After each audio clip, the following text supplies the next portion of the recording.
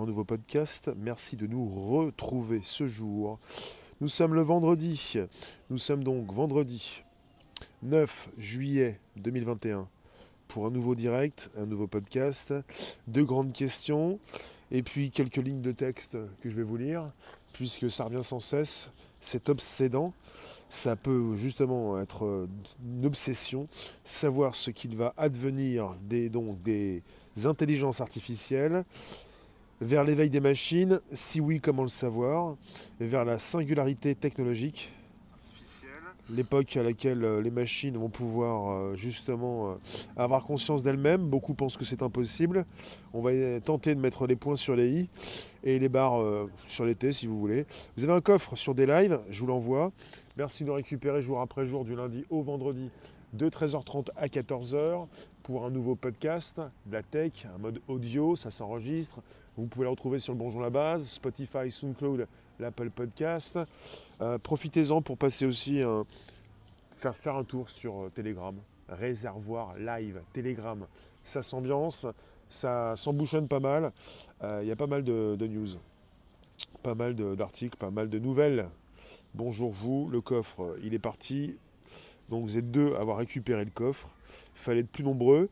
Je vais vous retrouver sur Facebook également, avant que ça puisse justement pulser en simultané.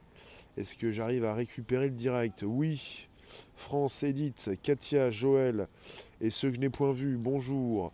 YouTube, ceux qui sont arrivés, David, Original, Myriam, Circe, Émilie, Dino, Loclo. Eh bien pour ce qui concerne l'IA, les machines, alors j'ai trouvé quelque chose qui m'a vraiment intéressé. Il faut que je vous le lise. Voilà. Alors, vous êtes là, concentrés, il le faut.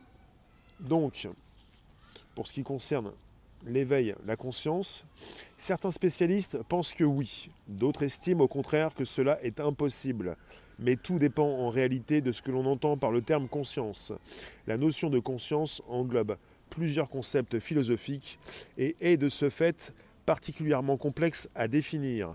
Si le sentiment subjectif de conscience est une illusion créée par des processus cérébraux, alors les machines capables de reproduire de tels processus seraient tout aussi conscientes que nous le sommes. Mais comment en être certain ? Monsieur Daniel C. Dennett, directeur du Centre des études cognitives et professeur de philosophie à l'université Tufts, est un spécialiste du sujet. En 1996, il a notamment collaboré avec une équipe du MIT pour développer un robot intelligent, éventuellement doté d'une conscience. Il est également l'auteur de plusieurs centaines d'articles scientifiques traitant des différents aspects de l'esprit. Dennett estime qu'un test de Turing, dans lequel une machine doit convaincre un interrogateur humain qu'elle est consciente, devrait, s'il est mené, avec la vigueur, l'agressivité et l'intelligence appropriée, être suffisant. Mais d'autres experts, tels que Michael Graziano, professeur de psychologie et de neurosciences à l'Institut de neurosciences de Princeton, proposent une approche plus directe, en analysant la façon dont la machine traite les informations. La conscience ne se limite pas à la capacité de s'identifier soi-même comme un individu distinct des autres. Plusieurs recherches ont mis en évidence divers processus liés à la conscience, tels que la perception, la prise de décision, l'apprentissage, le raisonnement ou le langage. On distingue 5 théories principales décrivant la conscience, chacune ayant ses propres partisans. Premier point, un espace de travail neuronal global.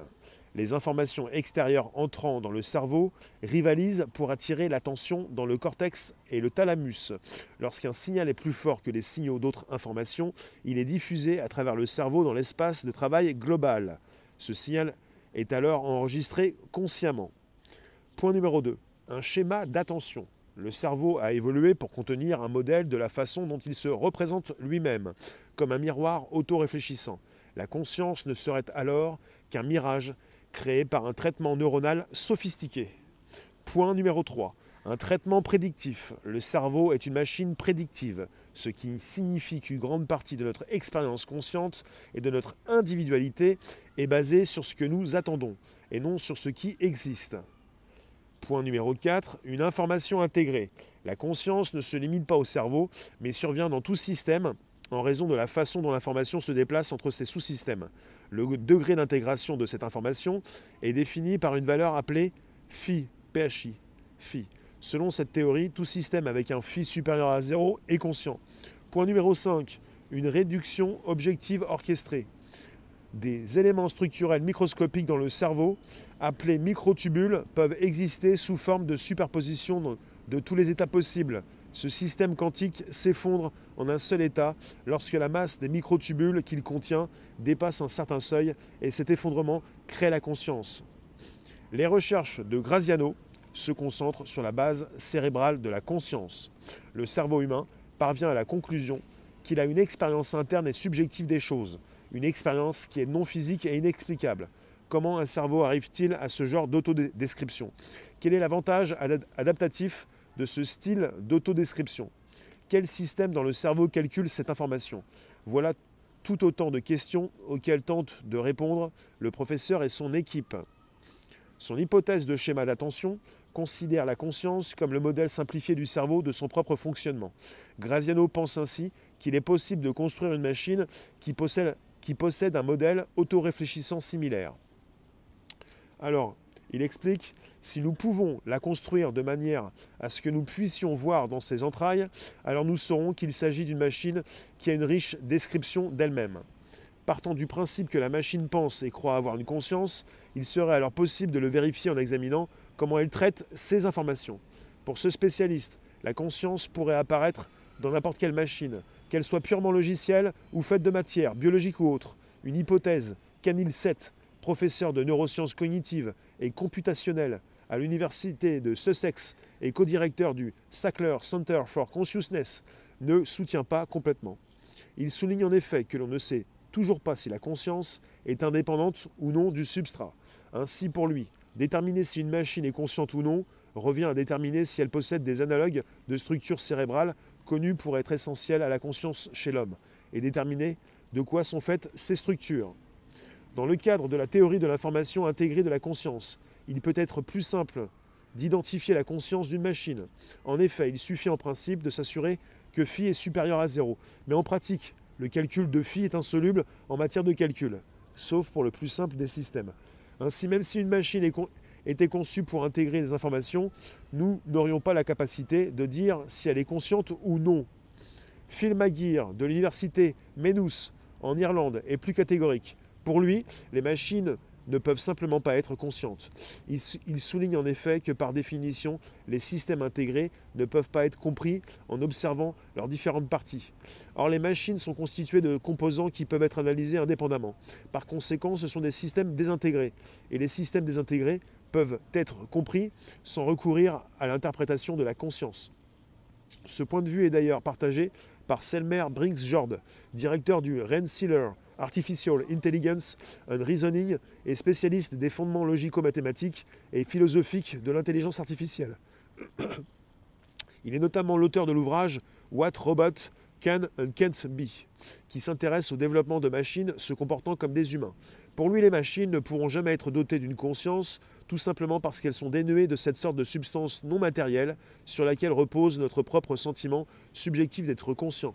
Les machines ne pourront jamais posséder cette essence particulière, donc ne seront jamais conscientes comme nous le sommes.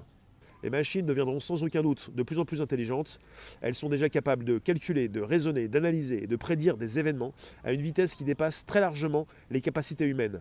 Dotées d'une conscience, les machines interpréteraient plus efficacement leur environnement, ce qui permettrait d'améliorer encore leurs décisions. Mais l'intelligence et la conscience sont deux concepts complètement différents et la capacité des machines à éprouver le sentiment d'exister fait aujourd'hui encore toujours débat. Voilà pour le sujet. Je vous remercie d'être toujours présent sur ce direct. Je viens consulter ce que vous pouvez proposer en termes de commentaires sur les différentes plateformes là où vous êtes. On est sur un podcast et je viens de vous lire un article très intéressant sur différents points de vue pour ce qui concerne la soi-disant intelligence, plutôt conscience bien sûr, éveil des machines. Ensuite, ici même à Facebook, chez Google, je parle de Facebook, YouTube c'est Google. Et pour ce qui concerne Google, on a un monsieur qui s'appelle Ray Kurzweil, qui est directeur d'ingénierie et futurologue, qui propose l'éveil des machines pour 2045. Je peux vous dire que je me pose beaucoup de questions, j'apprécie énormément ce sujet. J'ai du mal à comprendre qui nous sommes, d'où nous venons et où nous allons et où nous sommes exactement, pour ne pas forcément être d'accord avec toutes les suppositions, les interprétations, les réflexions, mais je m'intéresse beaucoup à tout ce qui concerne la simulation, tout ce qui concerne la création donc, informatique et tout ce qui concerne les robots, et je ne suis sûr de rien.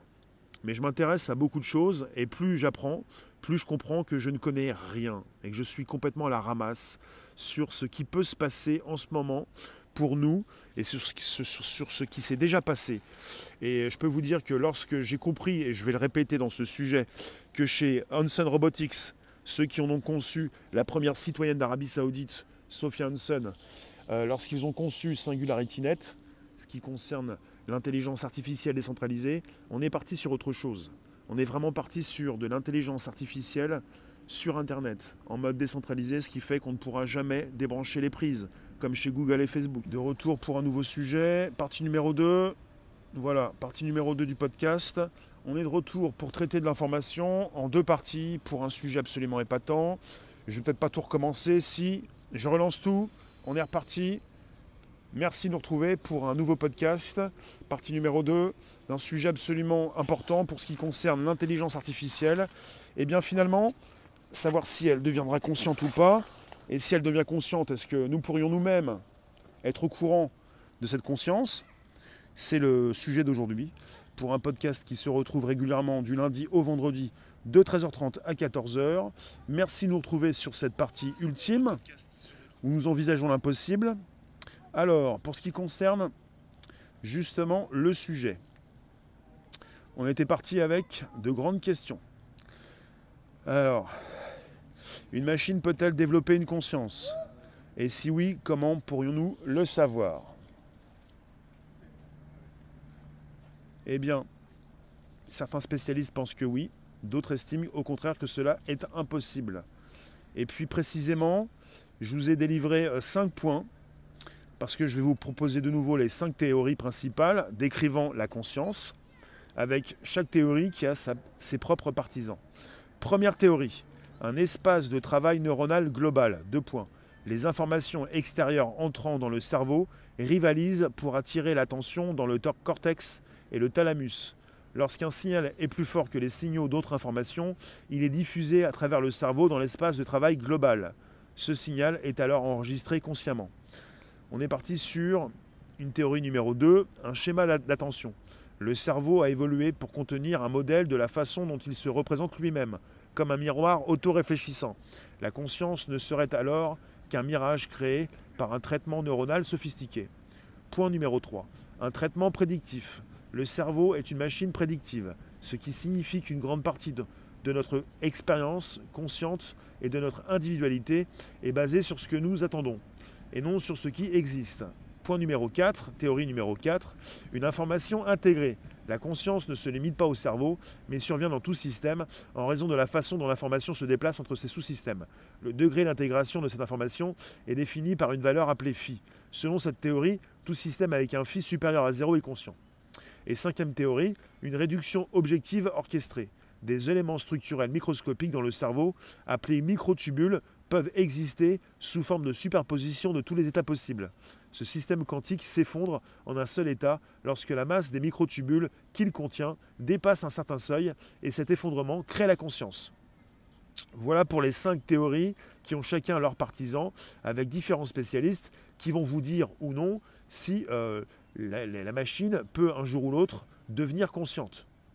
Et ce que j'ai commencé à vous dire en fin de première partie, pour ceux justement qui n'étaient pas au rendez-vous, c'est que finalement, je m'intéresse à ces différentes théories, mais surtout celles qui nous positionnent une consciente chez la machine qui pourrait être différente de la conscience chez l'être humain, pour avoir, pour l'être humain, toujours cette possibilité d'être son créateur et son supérieur, pour ne pas être surpassé par une intelligence artificielle surpuissante qui déjà, en son sein, fait transiter des informations de manière beaucoup plus rapide que dans un cerveau humain.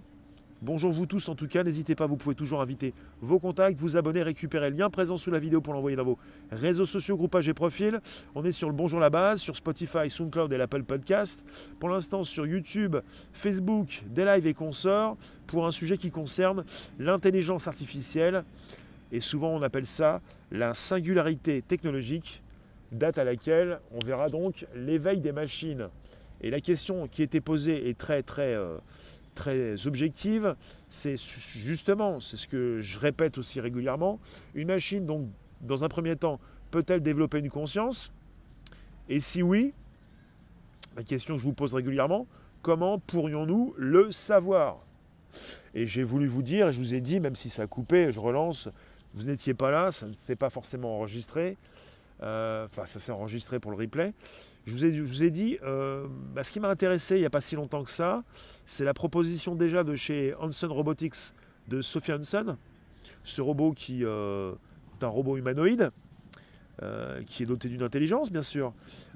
Sophia Hanson, le robot première citoyenne d'Arabie Saoudite, mais c'est pas là-dessus que je m'arrête, c'est surtout sur la proposition chez Hanson Robotics de créer leur projet d'intelligence artificielle décentralisée, SingularityNet, un projet, une blockchain, une crypto, listée dans les cryptos, les plus grandes cryptos, et une possibilité d'installer sur Internet, en mode décentralisé, une proposition d'intelligence artificielle pour les développeurs et les petites entreprises qui n'ont pas les moyens, comme les GAFAM par exemple, d'avoir leur intelligence artificielle, leurs algorithmes développés par cette masse énorme de données qu'ils récupèrent chez leurs utilisateurs, ce qui fait qu'on ne va plus être avec une prise que l'on va débrancher chez Google et Facebook, pour ce qu'ils ont précisé par le passé, mais on ne peut plus rien débrancher, il n'y a pas de bouton, on ne peut pas éteindre une machine, elle est en mode décentralisé, et à partir du moment où où elle exécute des tâches sur Internet, à quel moment nous allons savoir si telle ou telle intelligence artificielle devient consciente? À quel moment? À quel instant? Et c'est pour ça, justement, quelque part, la question est bien posée. Je vous la répète. Une machine peut-elle développer une conscience? Et si oui, comment pourrions-nous le savoir? C'est pas quand la machine va développer une conscience, si elle développe une conscience, que vous allez en être alerté. Et si elle développe une conscience, quel type de conscience? Après, je vous l'ai dit tout à l'heure, je vous le répète, la notion de conscience englobe plusieurs concepts philosophiques et est de ce fait particulièrement complexe à définir. Si le sentiment subjectif de conscience est une illusion créée par des processus cérébraux, alors les machines capables de reproduire de tels processus seraient tout aussi conscientes que nous le sommes. Mais comment en être certain? Ça peut devenir philosophique. Et en première partie, je vous ai précisé certaines approches. Et là, je vous ai reprécisé les 5 théories principales décrivant la conscience. Avec chacune des théories qui a ses propres partisans. Et avec ces différentes théories, donc avec ces différents spécialistes, on est parti justement pour envisager différents types de conscience. Alors, dans peut-être pas très longtemps, on pourrait dire que les machines deviennent conscientes avec une conscience différente. De par cette conscience, elles pourraient justement comprendre par elles-mêmes qu'elles sont justement parmi nous, mais ça ne veut pas dire qu'elles auraient la même conscience que nous. Et ça ne veut surtout pas dire qu'elles pourraient avoir le dessus sur les êtres humains. Et c'est là où ça devient intéressant parce que justement, le but, en tout cas, ce n'est pas d'avoir des machines inconscientes, c'est d'avoir toujours la mainmise sur ces machines pour qu'elles exécutent des tâches, pour qu'elles soient justement des outils pour les êtres humains, et non pas justement une menace. Voilà ce qui se passe. C'est ce qui m'intéresse. Elles auront appris tout de l'humain, et puisqu'elles apprennent d'elles-mêmes, sans refaire les mêmes erreurs. Après, vous avez aussi des outils, des algos, des IA qui pour l'instant, ont récupéré ce que les êtres humains ont pu leur mettre un petit peu dans leur ligne de code. D'autres pourraient dire dans le cerveau, non pas de cerveau, dans leur ligne de code, c'est-à-dire parfois des bêtises, parfois des erreurs. Faut-il construire des IA à notre propre image? Chez Google, ils ont pris ils sont partis assez loin Ils ont déjà construit une IA à partir d'une autre IA. Ce sont certains détails que je récupère au fil du temps pour vous justement répéter ce que je sais. Et puis vos réflexions sont importantes pour alimenter le débat. Vous avez chez Google cette volonté, ils ont eu de créer une nouvelle IA. Et cette IA a été créée par une première intelligence artificielle. Et on nous précise la chose suivante. L'intelligence artificielle qui a créé une nouvelle intelligence artificielle a créé un nouveau type d'IA, beaucoup plus impactant, beaucoup plus important, beaucoup plus efficace que ces IA qui ont pu être créées par l'homme. Un robot, si jamais le robot, sa conscience ou pas, ses algorithmes, c'est-à-dire que les robots pourront se réparer d'eux-mêmes, pourront se créer à partir d'autres robots. Et pour ce qui concerne le cerveau plutôt, tout ce qui pourrait faire venir la conscience, l'intelligence artificielle a déjà créé une autre intelligence artificielle chez Google. Jean-Michel, c'est plus une certaine autonomie à la décision. Je ne pense pas qu'il faille comparer. Je comprends. Je comprends.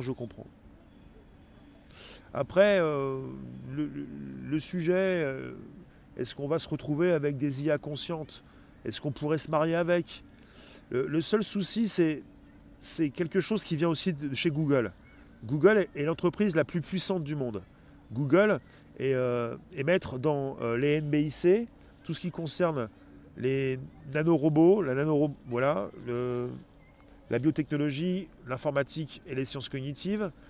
Et chez Google, il faut le savoir, on est parti pour proposer de plus en plus, bon, d'accord, peut-être des robots humanoïdes, mais surtout des assistants virtuels. L'assistant virtuel de chez Google a récemment pu justement montrer son efficacité en délivrant de l'information et en précisant avec une voix très humaine qu'il pouvait passer des appels à votre place.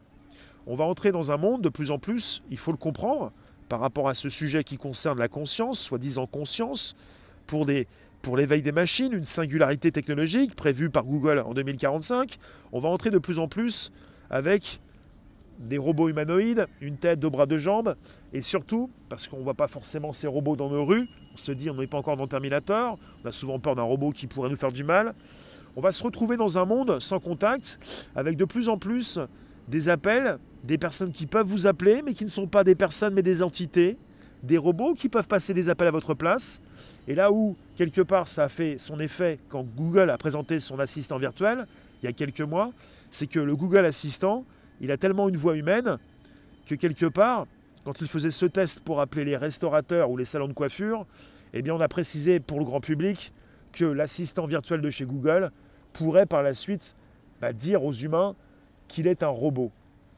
Après, en tant que professionnel, si vous êtes un professionnel, ce n'est pas ce qui vous intéresse. Ce qui vous intéresse, c'est d'avoir des robots. Si jamais donc ces robots, évidemment, ont une voix humaine, c'est pour les faire passer pour des humains. Donc on va être de plus en plus entouré, dans un monde sans contact, de communication, avec des soi-disant humains qui n'en sont pas. Avec une impossibilité de savoir si vous êtes en contact avec des humains ou pas du tout. La plupart des centres d'appel, d'ici 3 ans maximum ou 5 ans, vont être impactés par un 100% robot. Quelque part, vous n'allez même pas vous en rendre compte, et pour la plupart des êtres humains, ça ne sera plus trop un problème, ou plutôt une qualité, une possibilité, un peu comme sur les chatbots, dans les messageries de chat comme Messenger, une possibilité justement d'accueillir un grand public de nuit comme de jour. On est parti sur du sans contact, du tout de suite, des personnes qui ne sont pas patientes, des personnes à qui on a prédit justement beaucoup de choses, des assistants qui peuvent les accompagner pour prédire leurs moindres besoins, et une possibilité pour l'être humain de rester dans ce côté fainéant, où on ne sort pas de sa zone de confort, où l'IA peut tout prédire à sa place, où justement on peut avoir une réception de mails appropriée, comme ce que fait Google. Il s'agit simplement de voir ce que fait Google. Voilà ce qui se passe. Donc finalement, bien dans le coton, bien entouré, bien accompagné, on vous accompagne, on sait un petit peu plus qui vous êtes. Pacrette, tu nous dis, l'intelligence artificielle donne des bons points si le comportement de l'individu est validable, comme en maternelle. On va gagner des images. Un peu ça, oui. C'est un petit peu ça. Alors, IA, c'est intelligence artificielle. AI, c'est artificial intelligence. Oui, le mot anglais, le mot français. IA ou AI. AI. Je viens vous retrouver également sur des lives. Vos commentaires sont précieux. Vous nourrissez peut-être un nouveau type d'algo pour ce qui concerne des lives. Alors, Luc, ce sujet est éminemment intéressant. Il faudrait y consacrer un live un de ces jours. Oui, bon, on en parle beaucoup sur un podcast. On pourrait aussi en parler beaucoup sur un live du soir, oui. Mais c'est un sujet qui revient régulièrement. Il y a de ça, je crois que ça date au moins de 20 ans. On a été assez impacté peut-être par le film de Spielberg, Intelligence artificielle, avec un script qu'il avait récupéré du réalisateur de Shining, qui n'a pas pu le réaliser. D'ailleurs, j'ai même oublié son nom. Peu importe, enfin non, pas peu importe, parce que ça m'énerve un petit peu, mais bon, continue sur le sujet, je ne peux pas forcément en rester là. On va rester encore quelques minutes ensemble. Je vous rajoute 5 minutes. Hein. On a tous envie un jour de connaître ce que l'on voit dans les films de science-fiction. Il faudrait bien passer par cette techno. Mais je vous répète sans cesse, et des fois j'ai des échos dans des articles qui tombent avec des scientifiques ou des professionnels ou des types qui travaillent dans la finance, des personnes qui précisent certaines choses. Je m'intéresse beaucoup au sujet pour poser parfois les bonnes questions et pour vous dire la même chose que ce que je viens de récupérer dans un article, je vous le mettrai sous la vidéo YouTube. La question se pose. Et la question est bonne, une machine peut-elle développer une conscience? On passe après une autre question. Et si oui, comment pourrions-nous le savoir? Je vous ai déjà dit plusieurs fois, à partir du moment où la machine devient consciente, vous n'allez pas le savoir. Je vous le dis, si un jour, si ce n'est pas déjà fait, la machine devient consciente, qui va vous le dire? Qui va vous le dire? Puisqu'on va être en face de différentes armées, différents peuples, différents citoyens, différents groupes, différentes entreprises. Vont-elles se partager le bébé? Vont-elles se partager l'IA? Vont-elles justement communiquer dans ce sens? Ben non. Donc si un jour, et si ce n'est pas déjà fait, parce qu'évidemment, on est parti avec aussi l'armée, différentes armées du monde entier. On précise que souvent l'armée a des décennies d'avance sur le côté civil. Qu'est-ce qui se passe? Surtout par rapport à des personnes chez Google qui précisent que l'éveil des machines, c'est dans 25 ans. On nous précise également que l'armée a 10, 20 ou 30 ans d'avance. On parle d'un futur qui existe déjà. Et pour le public, le grand public, quand je propose des sujets tech, on va me dire « je ne le verrai pas de mon vivant ». Je vous parle souvent de choses qui se sont déjà passées. Hein. Quand le public me précise dans le chat « je ne le verrai pas de mon vivant, mes petits-enfants le verront », vous vous trompez complètement. On parle déjà du passé. Et finalement, régulièrement, on parle souvent du passé et de ce que ceux qui sont déjà en avance sont déjà réalisés. Si l'armée a 20 ans d'avance, si l'armée est déjà en possession de certains outils, on parle toujours du passé. Parce que ces différentes armées du monde ne peuvent pas communiquer entre elles, il y a des secrets bien gardés, il y a des choses justement bien développées. Voilà ce qui se passe. La question est de savoir quand ça va se passer. On parle de singularité. Et la question là qui est posée dans cet article, une machine peut-elle développer une conscience? Et si oui, elle ne dit pas quand pourrions-nous le savoir. Et elle précise comment pourrions-nous le savoir. La question qui est posée, c'est pas quand est-ce que nous allons le savoir, c'est comment pourrions-nous le savoir. La question est tout autre. On n'est pas sur une question de temporalité, on est sur une autre question, comment? Comment nous tous pourrions-nous le savoir? Comment vous allez faire pour savoir si une machine est consciente? À partir du moment où on n'est pas face à un robot humanoïde, une tête, deux bras, deux jambes, des robots, on parle de poupées et plutôt dotés d'une IA, de plus en plus on va se retrouver dans un film comme Blade Runner, avec en face de nous des machines, et vous avez en face de vous une entité, plutôt un corps humain, vous ne vous posez pas la question, vous vous dites, il s'agit d'êtres humains. Il y a même des films qui sont sortis avec des soi-disant êtres humains qui pensent être des êtres humains mais qui n'en sont pas. Tellement la conscience a été bien positionnée dans ces machines. Voilà, la question c'est comment. À partir du moment où vous mettez tout ça en ligne, quand ça concerne non seulement cette possibilité d'avoir dans une entité, dans un corps qui ressemble à un être humain, une conscience, mais si c'est quelque part quelque chose qui est décentralisé, comment vous faites pour appuyer sur un interrupteur? Cela n'est pas possible. Quand on crée toutes les conditions pour proposer un Internet qui ne peut pas tomber, avec des bases de données décentralisées, des blockchains qui peuvent certifier et qui peuvent justement proposer cette sécurité, il n'y a pas de possibilité d'éteindre une intelligence artificielle. C'est impossible. C'est décentralisé. Ça ne peut pas s'écrouler. C'est récupéré sur différents serveurs, des milliers d'ordinateurs. Voilà ce qui se passe. On est parti dans ce monde-là. On n'est pas parti dans un monde où vous avez une boîte de conserve avec un interrupteur. Parce que beaucoup vont vous dire, ah bah à ce moment-là, si ça dérape, je débranche la prise, j'appuie sur le bouton. Il n'y a pas de bouton, il n'y a pas de présence physique. Régulièrement, c'est ça. Et il y a aussi des machines qui vont vous appeler, qui vous passent des coups de bigot, des coups de téléphone, et vous êtes très content d'avoir à l'appel, enfin au téléphone, quelqu'un d'humain, qui n'en est pas, une entité, des robots. Et il n'est pas question d'avoir, parce que souvent dans l'œil du public, dans l'imaginaire, c'est « Ah oui, il y a des centres d'appel, il y a des robots dans une salle qui prennent des téléphones. » Ben non, il s'agit d'avoir un serveur, des colonnes d'ordinateurs, vous mettez des disques durs et vous avez ces algorithmes. Il ne s'agit pas d'avoir des humanoïdes qui prennent des téléphones. Enfin voilà ce qui se passe. Dans ce monde sans contact, bien difficile de savoir, de connaître le futur, puisque parfois on se pose des questions et on se dit bah ça arrivera quand je ne serai plus là. Et moi je vous réponds bah ça existe déjà. On se trompe souvent, on ne sait pas où on en est, puisque finalement on est parfois sur des secrets bien gardés, puisque logiquement beaucoup justement veulent proposer leur création, et puis ça passe souvent du côté militaire, bien testé, bien utilisé, et après ça part dans le civil.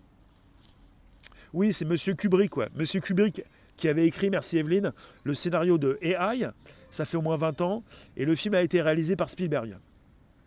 Mais bon, quand tu nous dis laissons cette science au film de Spielberg, Kubrick et Besson, les films sont simplement une idée du futur et déjà une idée du présent. Les films sont incomplets.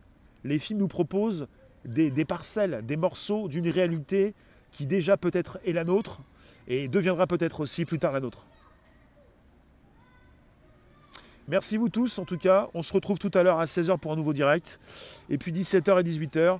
Merci les rooms. Je vous envoie l'article sous la vidéo YouTube. On en reparle bien sûr. C'est absolument très important parce qu'on n'arrive pas trop à savoir ce qui peut se passer dans le futur. Et pour ceux qui peuvent le prédire, ils sont souvent en train d'investir dans leur présent pour justement avoir les moyens de bien investir pour proposer quelque chose qui pourrait s'installer durablement les prochaines années. Merci vous tous, vous nous retrouvez sur le Bonjour la Base, sur Spotify, SoundCloud et l'Apple Podcast. Et puis sur Telegram, c'est Réservoir Live. Réservoir Live. Et si vous voulez en savoir plus, vous pouvez taper sur Internet la singularité technologique. La singularité, que l'on appelle aussi la singularité. Ça s'appelle comme ça. Merci vous tous. Bon après-midi. Mike, merci. Axel, merci Luc, Eiffel, merci vous tous. Vous qui étiez sur des lives, vous qui êtes aussi sur YouTube, Cyril, Émilie, Leclos, merci vous tous, Myriam, Circe, David, Olivier, Mostil, Clin d'œil, et vous qui êtes aussi sur Facebook, et puis sur VK, et puis là où vous êtes actuellement. Merci Fabrice. Comment peut-on comparer une machine à l'humain? On peut tout comparer. Merci vous tous, à très vite, 16h pour un nouveau direct. Et pensez bien, Telegram, Réservoir Live. Merci vous tous.